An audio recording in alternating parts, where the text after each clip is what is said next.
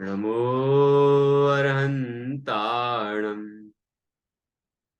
नमो सिद्धाणं नमो आयर्याणम्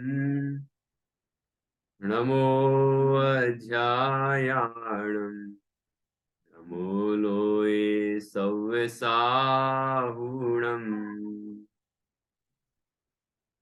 मङ्गलं भगवान् वीरो मङ्गलं गौतमो गणी मङ्गलं कुन्दकुन्दाद्यो जैन धर्मोऽस्तु मङ्गलम् सर्वमङ्गलमाङ्गल्यं सर्वकल्याणकारकम् प्रधानं सर्वधर्माणां जैनं जयतु शासनम् जैनं जयतु शासनम् विश्वप्रकाशि महिमान् ममानमेकम् ॐ अक्षराद्यखिलवाङ्मयहेतुभूतम् यं शङ्करं सुगतमीशमनीयाहु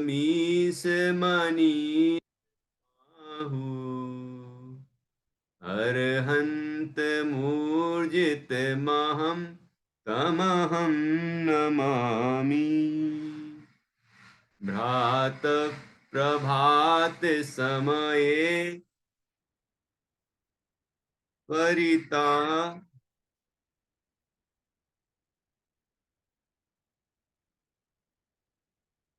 किमर्थम् अर्थाय चेत् स च सुखाय ततः ससार्थ यद्येवमासु कुरु पुण्यमतोऽर्थ सिद्धि पुण्यैर्विना नहि भवन्ति समीहितार्थ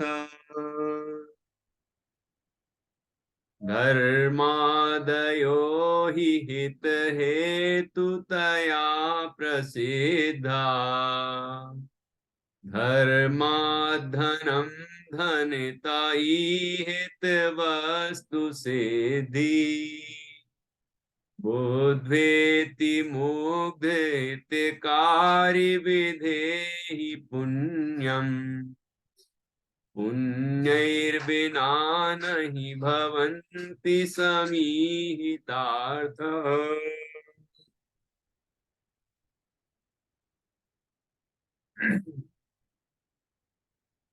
आचार्य श्री योगेंदु देव द्वारा रचित यह अमृता सीति नामक ग्रंथ है। इसके 3 श्लोकों पर हमारी चर्चा हो चुकी है। आज हम चौथे श्लोक पर चर्चा करेंगे। यहाँ प्रारंभ में ही मंगलाचरण के बाद आचार्य ने विषय की भूमिका तैयार की और उसमें जीव को पाप से छुड़ाकर और धर्म के मार्ग में लगाया है। उस धर्म में भी जो व्यवहार से धर्म कहा जाता है, जिसको हम शुभ भाव कहते हैं, विशुद्ध भाव कहते हैं, मंदकसाय रूप परिणाम कहते हैं, जिससे पुण्य का बंध होता है, वह पुण्य में लगाया है। पाप छुड़ाकर पुण्य में लगाया है। सबसे पहले जीव मंदिर के बाहर से अंदर तो आए, निश्चय ही तो कहे, सर्व सांसारिक कार्यों को छोड़कर मंदिर जी में प्रवेश तो करे, उसके बाद फिर भगवान बनने की बात होगी। पहले जब जीव के हृदय में तीव्र कसाएं हैं, जब विषयाभिलाषा तीव्र हो रही है, जब अंदर में कठोरता बहुत है, तो ऐसी स्थिति में धर्म का उपदेश भी कैसे संभव है, और धर्म प्रकट होने की तो बात ही नहीं है। तो पहले जीव की भाव भूमि को तैयार किया है, कोमल भाव भूमि तैयार की है। उसके बाद फिर यहाँ धीरे धीरे आगे बढ़ते हुए स्वानुभव की चर्चा करेंगे, स्वरूप ध्यान की बात करेंगे, और उससे मोक्ष पुरुषार्थ की सिद्धि होगी। तो ध्यान के दो भेद हैं, मतलब दो दृष्टियों से उसका कथन है। क्या धर्म, धर्म का दो दृष्टियों से कथन है। एक तो निश्चय से, एक व्यवहार से। तो व्यवहार से पहले, व्यवहार से यहां पर कह रहे हैं कि जीव को पुण्य अनुष्ठान करना चाहिए, पाप छोड़कर पुण्य अनुष्ठान करना चाहिए। उसके बाद फिर जो परमार्थ धर्म है उसके लिए लगाएंगे, उसकी प्रेरणा देंगे, उसका मार्ग दिखाएंगे। ऐसी सुंदर चर्चा है। चार पुरुषार्थों में धर्म पुरुषार्थ ही सर्वोत्कृष्ट है। धर्म पुरुषार्थ से ही अर्थ और काम की प्राप्ति होती है, धर्म पुरुषार्थ से ही मोक्ष की प्राप्ति होती है। व्यवहार से जो धर्म कहा जाता है उससे अर्थ और काम की प्राप्ति होती है, और जो परमार्थ धर्म कहा जाता है उससे मोक्ष की प्राप्ति होती है। इस तरह से यहाँ पर बहुत सुंदर चर्चा की है। तो सबसे पहले यहाँ ये सिद्ध किया गया बार बार, अभी दूसरा, फिर तीसरा, अब चौथा श्लोक आ रहा है जिसकी आखिरी पंक्ति एक समान है।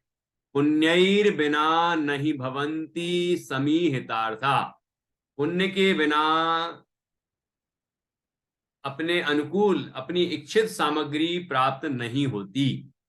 इसलिए पुण्य अनुष्ठान करो, पाप को छोड़ो और पुण्य अनुष्ठान करो, ऐसी आचार्य प्रेरणा देते हैं। अब हम आते हैं चौथे श्लोक पर। चौथा श्लोक बहुत सुंदर है, उसमें बहुत सुंदर तर्क दिया है, और अंत में ये वही बात सिद्ध की है जो पिछले दो छंदों से चली आ रही है। पुण्यैर बिना नहीं भवंति समीहितार्था। श्लोक बहुत सरल हैं, इनके भाव बहुत गहरे हैं, और अपने जीवन में ये उतारने लायक हैं। क्योंकि हम धर्म की चर्चा करते हैं, लेकिन हमारे हृदय से, अंदर के परिणामों से वो धर्म कितना आया है, ये समझने की बात है। व्यवहार धर्म की बात कर रहे हैं, अर्थात शुभ भावों की बात कर रहे हैं कि वो अंदर में कितने आए हैं, अपनी भावभूमि कैसी तैयार हुई है। तो ये पहले अपने अंतर के परिणामों को हम जांचें। हम बहुत ऊंची चर्चा करते हैं, हम आत्मा के अनुभव की सीधी बात करते हैं, लेकिन पहले कोमल भावभूमि तो तैयार हो। आप कोई भी ध्यान का ग्रंथ उठाना, उसका स्वाध्याय करेंगे तो प्रारंभ में जीव को संसार शरीरों भोगों से छुड़ाया है, पाप से छुड़ाया है, और पुण्य में लगाया है। लेकिन पुण्य में लगाने का उद्देश्य नहीं है, उसको फिर आगे बढ़ाया है और वास्तविक धर्म में लगाया है, मतलब आत्मा के अनुभव में लगाया है। ऐसे क्रमशः लगाते हुए आत्मा में जब लीन होता है तो कैसे केवल ज्ञान प्रकट होता है, कैसे अनंत सुख होता है, ये पूरी व्यवस्था बताई जाती है। ज्ञानार्णव ग्रंथ आप देखेंगे, और भी ध्यान के ग्रंथ आप पढ़ेंगे, तो प्रारंभ में जीव पर से कैसे छिटके, मतलब पर से कैसे उसका उपयोग हटे, पर में कैसे अपनापन छूटे, और अपने स्वरूप में कैसे परिणति ढले, उसका अपनापन आए और अपने में लीन हो जाए, ये विधि व्यवस्था है। तो ऐसे यहां पर भी प्रयोग किया गया है बहुत सुंदर ढंग से। देखिए चौथा श्लोक है हमारे सामने, श्लोक पढ़ेंगे। छंद वही, छंद की लय वही है। वार्तादिभिर यदि धनम नियतम जनाना, निस्वः कथं भवति कोऽपि कृषीवलादि, ज्ञात्वेति रे मम वचः चतुरास्व स्वपुण्ये, पुण्यैर्बिना नहि भवन्ति समीहितार्था। यहाँ विसर्ग है, समीहितार्था। ठीक है। वार्तादिभिर, यहाँ रा तक पढ़ना होगा। वार्तादिभिर यदि धनम नियतम, यहां बिंदी है, जनानाम, निस्वह, यहां विसर्ग है, कथम बिंदी, भवति कोपि कृषि वलादी, ज्ञात्वे तीरे मम वचः, विसर्ग है, चतुरास, चतुरास स्व पुण्ये, पुण्यैर्विना नहीं भवन्ति समीहितार्थाः, पुण्यैर्विना न भवन्ति समीहितार्थाः, विसर्ग। एक बार सभी पढ़िए। वार्तादिभिर्यदि धनं नियतं जनानां, निस्वाह कथं भवति कोऽपि कृषीवलादी,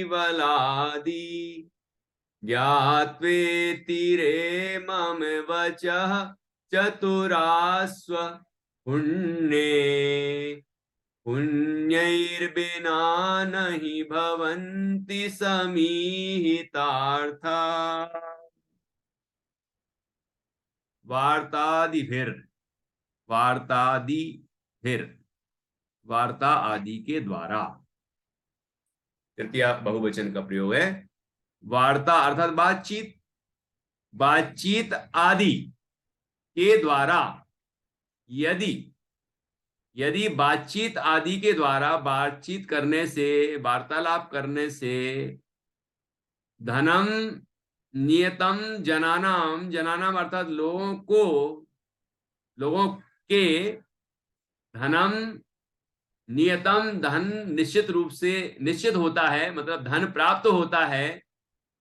यदि बातचीत करने से ही धन प्राप्त होता है, निस्वह कथम भवति कोपि कृषि वलादी, तो जो कृषि वलादी, कृषि वलादी, कृषि वल अर्थात होता है किसान, किसान, कृषक, कृषक आदि, कोपि कोई भी, निस्वह कथम भवति, निस्वह अर्थात निर्धन, कथम अर्थात कैसे, भवति अर्थात होते, यदि बातचीत आदि करने से, आदि में क्या क्या आ गया कि बात, जैसे हम बातचीत करते हैं, ग्राहक से दुकानदार बात करता है, और लोग आपस में बात करते हैं, है ना, किसान भी मेहनत करता है, मजदूर मेहनत करते हैं, और भी अनेक सभी वर्ग के लोग हैं, कारीगर हैं, मिस्त्री है, और भी सब तरह के जो लोग हैं वो मेहनत करते हैं। कोई मेहनत करता है, कोई बातचीत करता है, तो कोई चलता है, कोई और तरह से प्रयत्न करते हैं, बहुत तरह से, सुबह से लेके रात तक लगे रहते हैं लोग, है ना।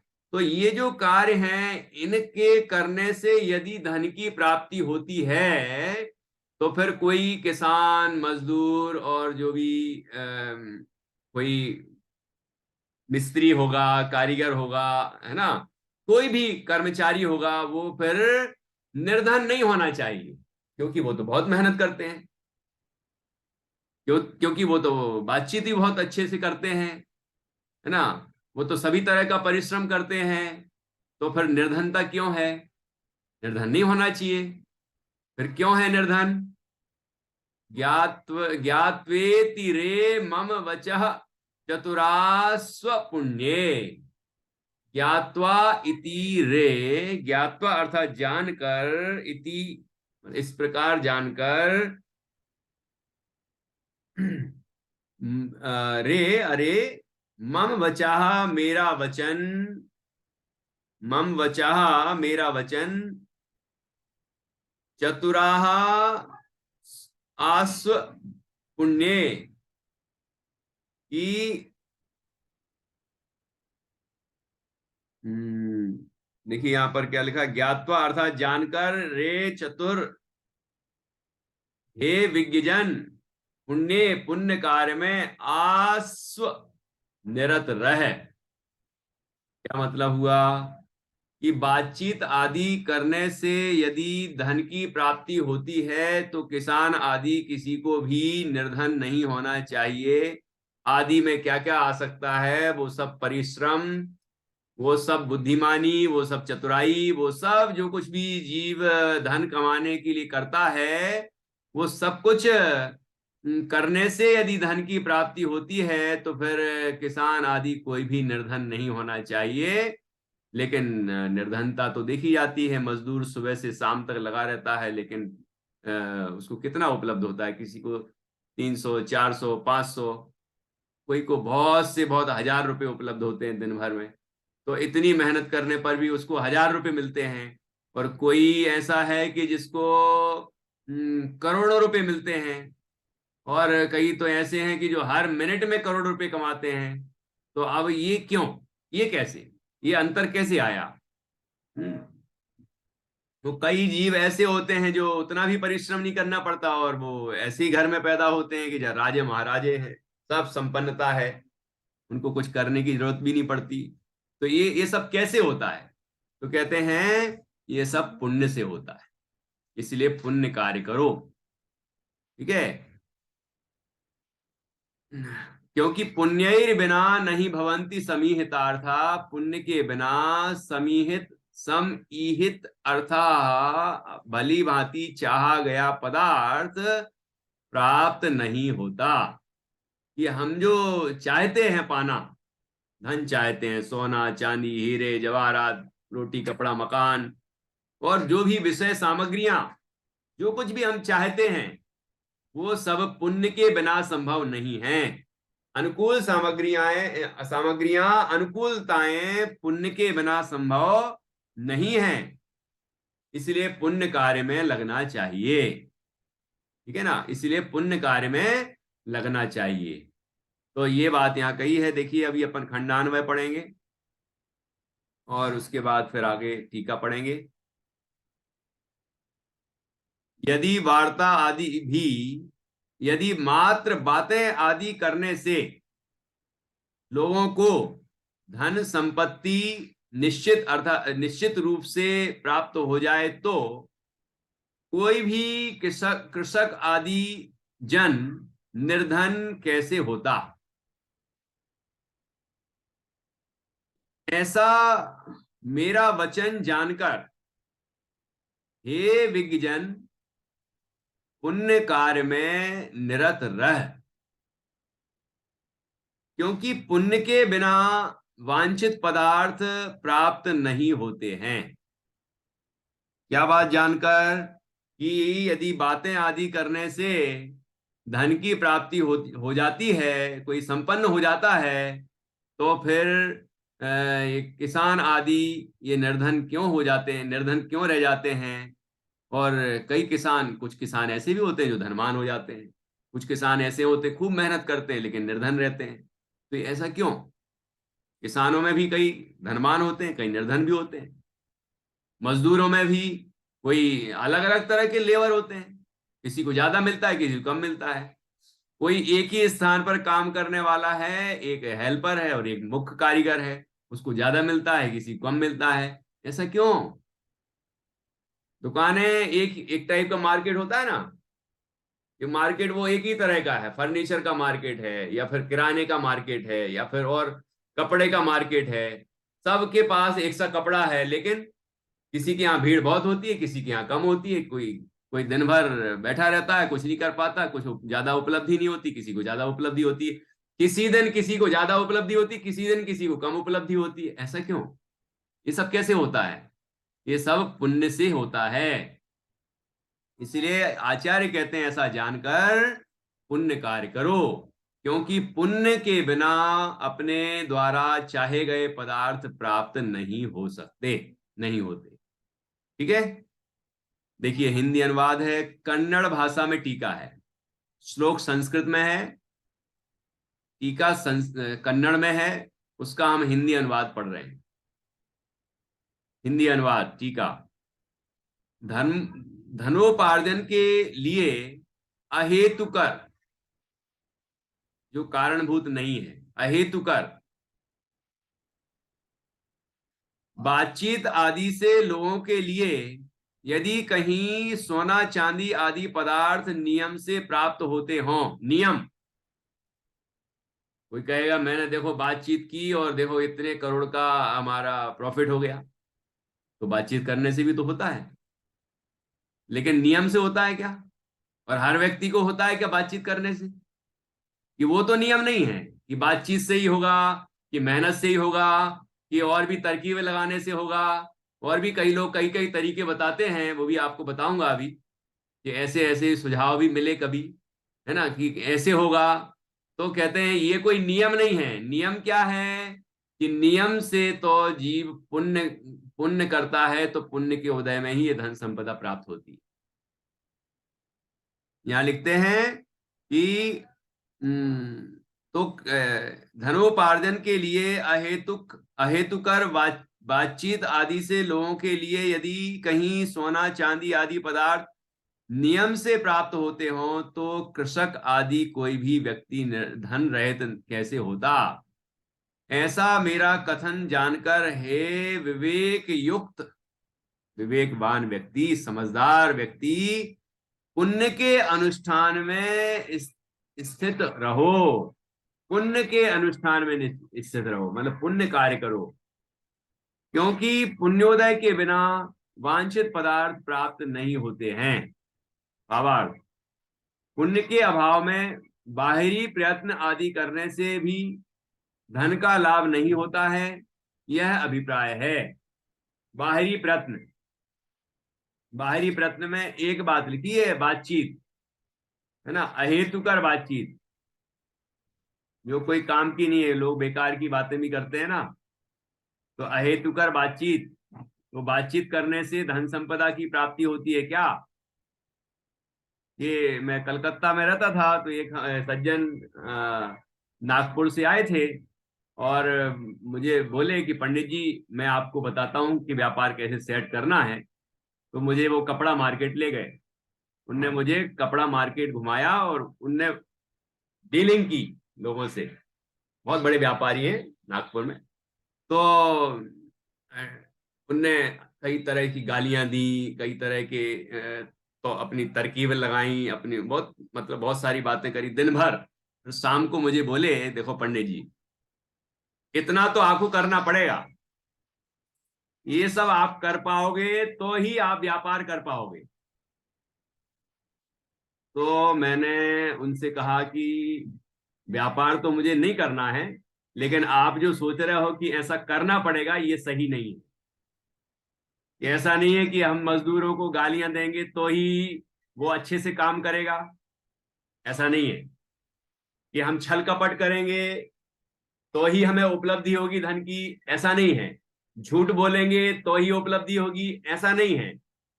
मतलब मेरे उस समय भी ये बात निश्चित थी मन में कि ये कोई उपाय नहीं है। ये पढ़ा तो बाद में, लेकिन ये जिनवाणी तो पढ़ी थी ना। तो हमारी जिनवाणी कहती है यहाँ तो स्पष्ट शब्दों में लिखा है, ये सब अहेतुकर चीजें हैं, ये कोई उपाय नहीं है। लोगों को आपने देखा, बहुत सज्जन व्यक्ति हैं, बहुत उदार व्यक्ति हैं, बहुत भले व्यक्ति हैं, उनका व्यापार बढ़िया चलता है। लोग उनको पूछते हैं, व्यापार भी अच्छा चलता है, वहीं जाना हमें तो। बहुत सज्जन व्यक्ति है, बिल्कुल सच्चे व्यक्ति हैं, हमें तो वहीं जाना है। तो वो थोड़ा प्रॉफिट लेते हैं, लेकिन ज्यादा लोग उनके पास आते हैं, तो प्रॉफिट उनका दूसरों से अधिक हो जाता है।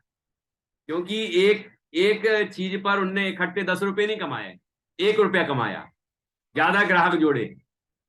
तो ऐसी उनने, किसी ने 10 चीजें बेची और उनने 100 बेच दी, तो उनका प्रॉफिट तो बराबर हो गया ना। लेकिन इतने सारे लोगों से जुड़े, और फिर वो ग्राहक बने, फिर और ज्यादा लोग आए, तो उनके यहाँ ज्यादा बिक्री होने लगी कम प्रॉफिट में, लेकिन प्रॉफिट उनका अपने आप बढ़ गया। ये व्यवहार, अपना सदाचार, अपना सदव्यवहार, अच्छे परिणाम, है ना, ये सब यदि हम रखते हैं, तो निश्चित रूप से धन मिलता है। क्योंकि धन कोई हमारी तरकीबों से नहीं मिलता, धन मिलता है पुण्य के उदय से।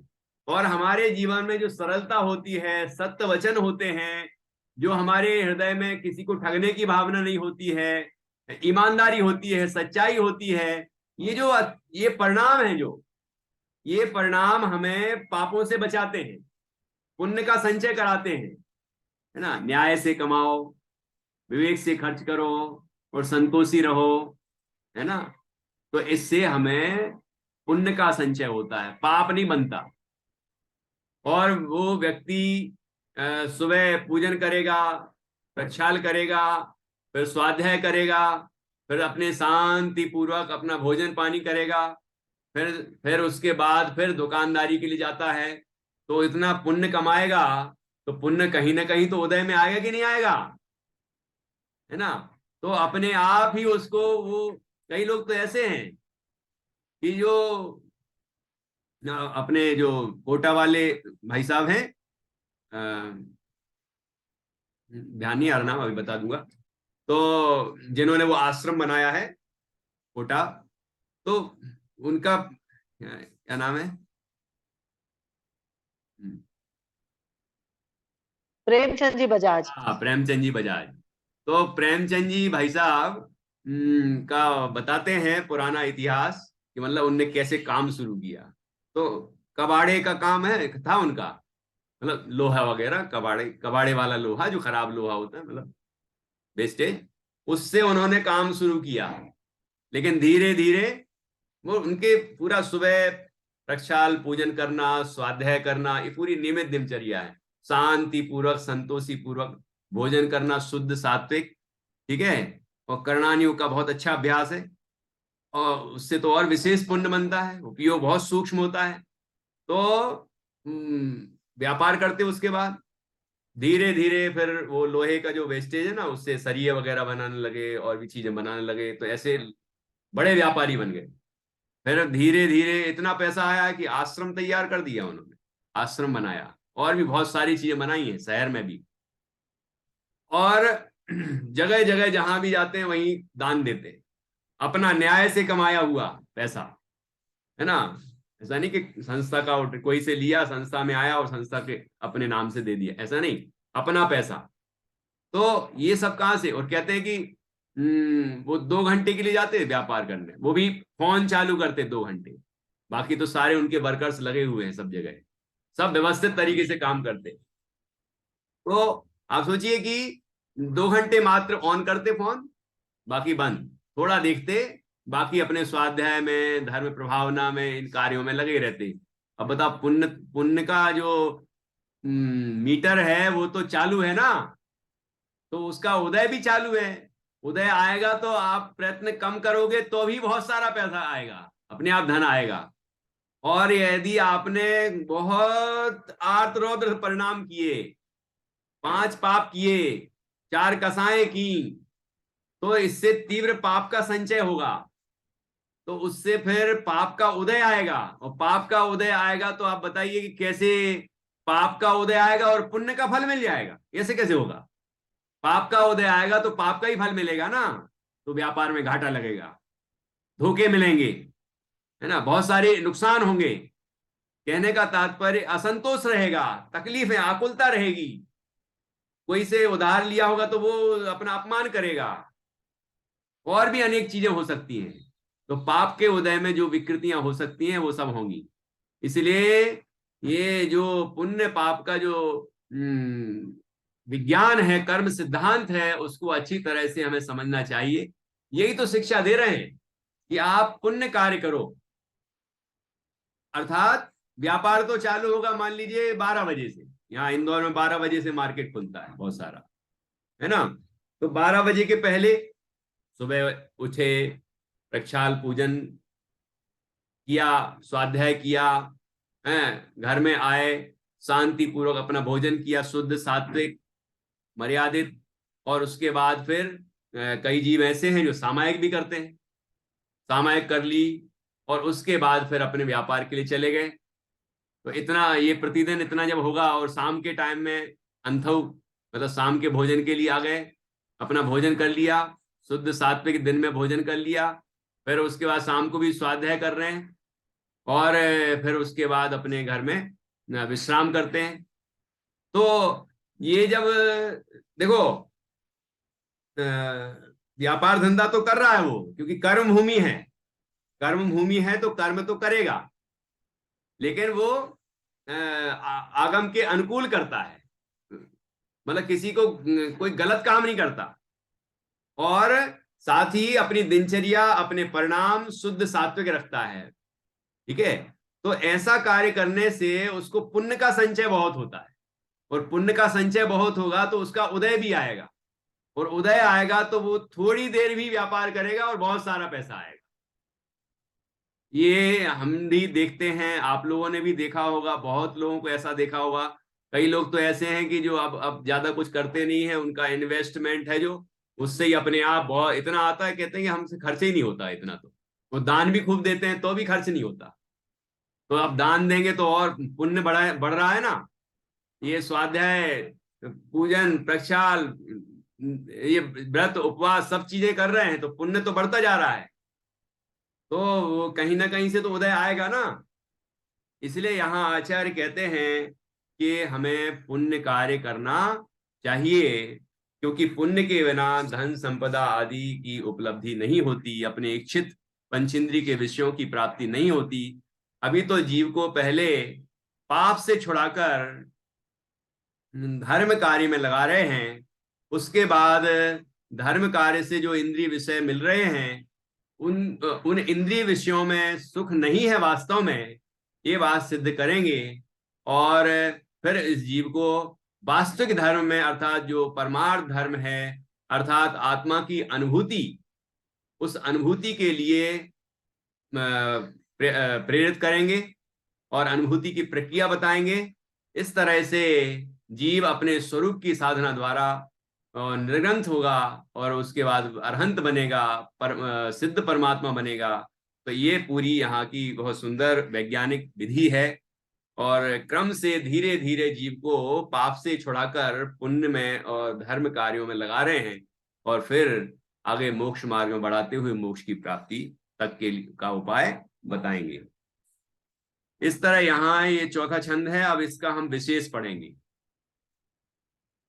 मूल भाव तो हमने समझ लिया है, अब विशेष में भी कुछ विशेष बातें आई हैं, उसको भी हम पढ़ेंगे और आज की चर्चा को हम पूरा करेंगे।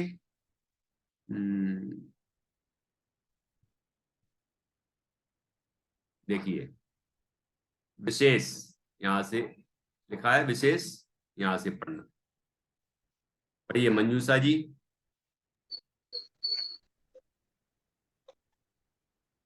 अज्ञानी। विशेष।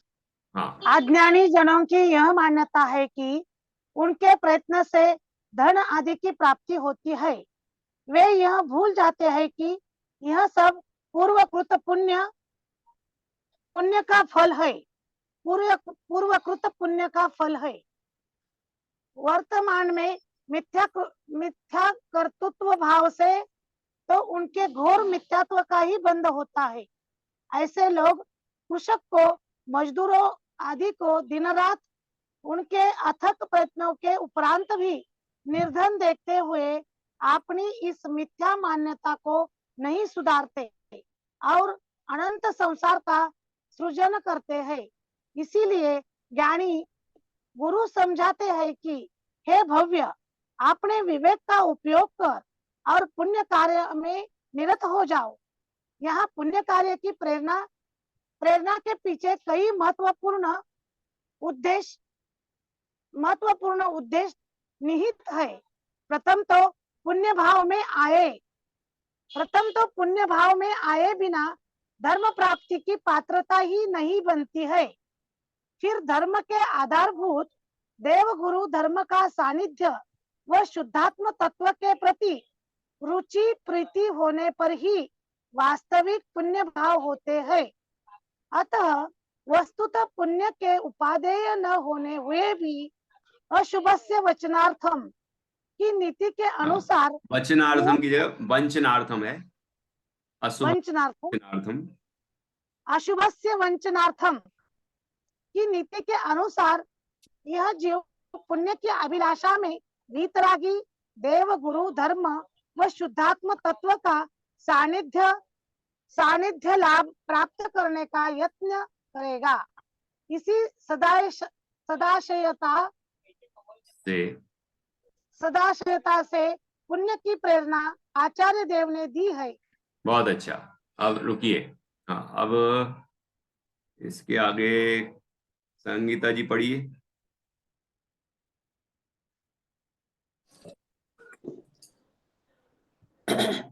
प्रथम भूमिका में विषय भोगों में निरत शिष्य के लिए ऐसा उपदेश प्राय आचार्यों ने दिया है। वे कहते हैं कि विद्वान मनुष्य निश्चय से आत्म परिणाम को ही पुण्य और पाप का कारण मानते हैं, इसलिए अपने निर्मल परिणाम के द्वारा पूर्वोपार्जित पाप की निर्जरा और पुण्य का उपार्जन करना चाहिए। श्रेष्ठ जन भली भांति विचार करके लोक संबंधी कार्य के विषय में विशेष प्रयत्न नहीं करते हैं, किंतु भविष्य की सुंदरता हेतु वे ऐसे पुण्य कार्य को प्रीति पूर्वक करने का अतिशय प्रयत्न करते हैं। अतः हे शिष्य, तुम भी अपनी पूरी शक्ति और पूरे उत्साह के साथ सत्कर्म पुण्य करते रहो। देखिए, इसमें बीच बीच में कई ग्रंथों के उद्धरण भी दिए, इससे ये पता चलता है कि ये डॉक्टर सुदीप जी ने कहाँ कहाँ से ये विषय उठाया है, मतलब संकलन किया है और बहुत सुंदर ढंग से यहाँ पर लिखा है।